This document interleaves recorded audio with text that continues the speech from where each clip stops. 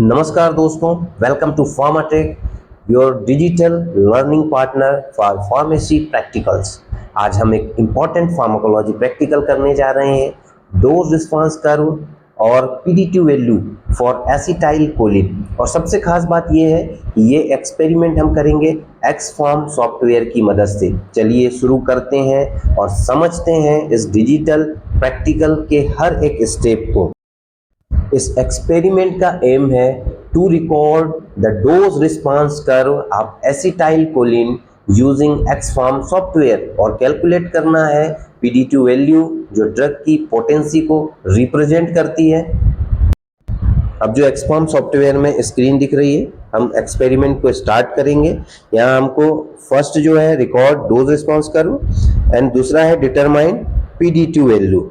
ऊपर इंस्ट्रक्शन दिया है, ऑब्जर्वेशन है, फिर रिजल्ट है। नीचे हम देख रहे हैं डोज है, डोज माइक्रोग्राम में डोज आपका दिया हुआ है। फिर एसिटाइल कोलिन ऑर्गन बात में हम कितना ले रहे हैं, कितने मिलीलीटर ले रहे हैं, उस हिसाब से इसकी फ्रीक्वेंसी रहेगी। डोज रिस्पांस कर्व एक बेसिक फार्माकोलॉजिकल कॉन्सेप्ट है। ये बताता है कि जैसे जैसे डोज बढ़ती है रिस्पांस भी बढ़ता जाता है।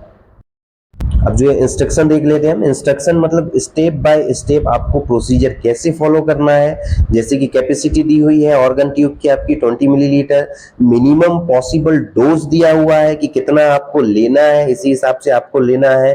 और फर्स्ट मेजरेबल रिस्पॉन्स आपको नोट कर लेना है, उससे कंपेरिजन करना है, रिकॉर्ड कर देना है रिस्पॉन्स कर्व जो हमको मिलेगा, और ग्राफ का कैलकुलेशन कैसे करना है और ग्राफ को प्लॉट करना है। पीडीटी वैल्यू हमको फाइनली फाइंड आउट कर लेना है। अब चलते हैं हम प्रैक्टिकल्स में आगे। डोज रिस्पांस कर्व और पीडीटी वैल्यू एक बेसिक फार्माकोलॉजिकल कॉन्सेप्ट है। मतलब डोज जैसे जैसे बढ़ती है रिस्पांस भी बढ़ता जाता है जब तक मैक्सिमम इफेक्ट ना मिल जाए। सॉफ्टवेयर में हम डिजिटल टिश्यू और एगोनिस्ट का यूज करते हैं जो रियल लैब जैसा ही रिस्पांस सिमुलेट करता है। जैसे कि आप देख रहे हैं। अब फ्रॉम दिस ग्राफ, जब हमारा ग्राफ बनेगा तो from this graph we determine EC50 value. और EC50 वैल्यू क्या है हम समझते हैं, the concentration producing 50% of maximal response. और फिर कैलकुलेट करते हैं हम PD2 वैल्यू होता है negative logarithm of EC50 value. यहाँ पर है हमारा स्टूडेंट ऑर्गन बार और श्रीजुंगर रोटेटिंग ड्रम इससे अटैच रहता है। इसी में हम टिश्यू इंसर्ट करेंगे और यहीं से हम टिश्यू की एक्टिविटी चेक करेंगे। स्टूडेंट ऑर्गन बात के बारे में आपको अगर सारी जानकारी चाहिए तो हमने एक वीडियो अलग से स्टूडेंट ऑर्गन बात पे बताए हैं, जिसमें असेंबली सेटअप से रिलेटेड स्टेप बाय स्टेप समझाया गया है, जिसको आप देख सकते हैं हमारे वीडियो में जाकर, हमारे चैनल में जाके। एक्सफॉर्म एक वर्चुअल फार्माकोलॉजिकल लैब सॉफ्टवेयर है जो ड्रग डोज रिस्पॉन्स एक्सपेरिमेंट को कंप्यूटर स्क्रीन पर सिमुलेट करता है। इसमें आपको मिलता है virtual organ bar setup, drug library, cumulative dose addition option, real time response graph. इस सॉफ्टवेयर से स्टूडेंट सेफली और क्विकली डोज रिस्पॉन्स स्टडीज कर सकते हैं बिना लाइव टिश्यू के। आइए हम प्रैक्टिकल स्टार्ट करते हैं। अब देख रहे हैं हम इंजेक्ट कर रहे हैं एसिटाइल कोलिन जो कि 0.002 मिलीलीटर पहले से दिया हुआ है। तो डोज हम अब इसकी बढ़ा देंगे। इंजेक्ट करके देखते हैं हम क्या रिस्पांस मिल रहा है। देखिए आपको जो रिस्पांस मिल रहा है वो जो लिखा हुआ है 0 mm से स्टार्ट है आपका, और उसके बाद दिखा है 3 mm आपका लिखा हुआ है। ये mm जो है हाइट को रिप्रेजेंट करता है, मिलीमीटर। मतलब आपने जैसी डोज दी है तो आपकी हाइट क्या हो रही है, उसी को रिस्पांस में कन्वर्ट हो रही है। तो उसी को हमको कैलकुलेट करते जाना है, उसी को नोट डाउन करते जाना है। जैसे सबसे पहला रिस्पांस हमारा क्या हुआ था, और आपके डोज वाले सेक्शन पे डोज हमको बढ़ाते जाना है, इंजेक्ट करते जाना है, और साइमल्टेनियसली आपको रिस्पांस रिकॉर्ड करते जाना है। अभी तक हमने जो किए, जैसे 0 सबसे पहले मिलीमीटर आया, फिर 3 मिलीमीटर आया, 9 मिलीमीटर आया, ऐसे साइमल्टेनियसली जो है आपका बढ़ता जा रहा है। और डोज भी हम सीधे साथ साथ में बढ़ाते जा रहे हैं। अब लास्ट डोज पे आ गए हैं हम 3.2 मिलीलीटर। अब नीचे 56 मिलीमीटर आपकी हाइट हो गई है, मैक्सिमम हाइट आपकी हो गई है।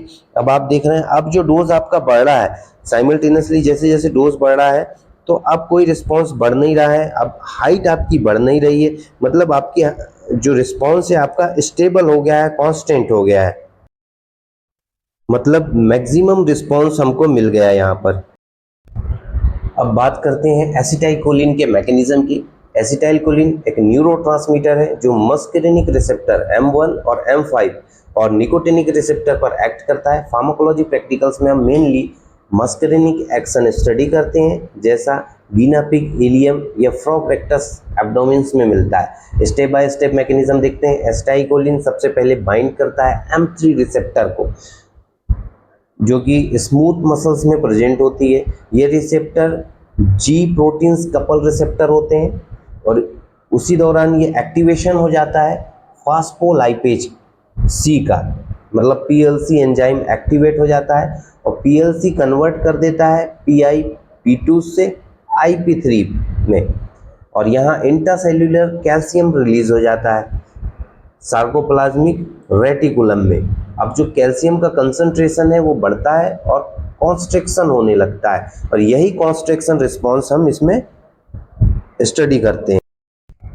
अब हम टेबल देख लेते हैं। इसी टेबल के हिसाब से हमको वैल्यूज पुट करना है हमारे ऑब्जर्वेशन टेबल में, जो कि हम बनाएंगे। सबसे पहले आपका सीरियल नंबर है, उसके बाद कंसंट्रेशन इन माइक्रोग्राम्स, जो कंसंट्रेशन है वो लिख लेना है। फिर ऑर्गन बात में कितने मिलीलीटर हमने लिए हैं, फिर उसको माइक्रोग्राम में कन्वर्ट करना है, और इस हिसाब से हमारे टेबल सारे बने हुए हैं। रिस्पांस हमको मिलीमीटर में मिल जाएगा, जितना है 0 से स्टार्ट हुआ है इसमें भी, उस हिसाब से हमको रिकॉर्ड कर लेना है अपने ऑब्जर्वेशन में, और फिर बाकी के कॉलम में ऑटोमेटिक कन्वर्ट होते जाता है। इस तरीके से इसी टेबल के एज इट इज टेबल आपको भी बनाना है आपके डाटा में, जो आपको एक डाटा दिया जाएगा, और यहाँ से आप अपने ग्राफ को भी डाउनलोड कर सकते हैं, ग्राफ को देख सकते हैं, अपने टेबल को देख सकते हैं। अब आज जो हमने प्रैक्टिकल परफॉर्म किए हैं उसका ऑब्जर्वेशन टेबल देख लेते हैं। वो हमारा, उसको सेव ग्राफ में जाके आप सेव कर सकते हैं। यहाँ से आपका रिकॉर्ड सेव हो जाएगा, स्क्रीनशॉट में सेव हो जाएगा। अब देखिए हम इसको ओपन करके देखते हैं, या आप लोग भी इसको सेव करके रख सकते हैं अपने डाटा को, ताकि आप या तो प्रैक्टिकल रिकॉर्ड्स में उसको अटैच कर सकें, या अगर मेन एग्ज़ाम है तो उसमें अटैच कर सकें। ये देखिए आपके पास ये आ गया पूरा का पूरा जो है ग्राफ बन के आ गया है एक्सफॉर्म सॉफ्टवेयर का। इसको आप अटैच कर सकते हैं और इससे लर्निंग कर सकते हैं। अब ये जो ग्राफ है इसकी हाइट से आप कैलकुलेट कर सकते हैं PD2 वैल्यू। अब सबसे इम्पोर्टेंट हमारा कैलकुलेशन वाले पार्ट में आते हैं हम। कैलकुलेशन समझते हैं स्टेप बाय स्टेप। सबसे पहले डोज रिस्पांस कर्व को देखते हैं। डोज रिस्पांस कर्व एक ग्राफिकल रिलेशनशिप है डोज ऑफ ड्रग की और इसकी बायोलॉजिकल रिस्पांस की। अगर एक्स एक्सिस में देखें लॉग डोज है हमारा, ड्रग का डोज है, वाई एक्सिस में अपना मैक्सिमम रिस्पांस है। जब डोज बढ़ाते हैं तो रिस्पांस भी बढ़ता है, एक पॉइंट तक लीनियर, फिर प्लेट्यू, मतलब मैक्सिमम इफेक्ट हमारा आ जाता है। अब हम EC50 की बात करते हैं। EC50 वो ड्रग की कंसंट्रेशन है जो मैक्सिमम रिस्पांस का 50% प्रोड्यूस करता है। EC50 जितना कम होगी ड्रग उतनी ज़्यादा पोटेंट होगी। अगर एसिटाइलकोलिन का मैक्सिमम रिस्पांस 100% है और 50% रिस्पांस एग्जाम्पल के लिए 3.2 × 10⁻⁻7 मोल पर मिलता है, तो EC50 हमारा हो जाएगा 3.2 × 10⁻⁷ मोल। अब PD2 वैल्यू के बारे में बात करते हैं, तो फार्मूला पहले देख लेते हैं। PD2 = -log10 ब्रैकेट में EC50। अगर मीनिंग इसकी देखें तो PD2 वैल्यू ड्रग पोटेंसी का इंडिकेटर है।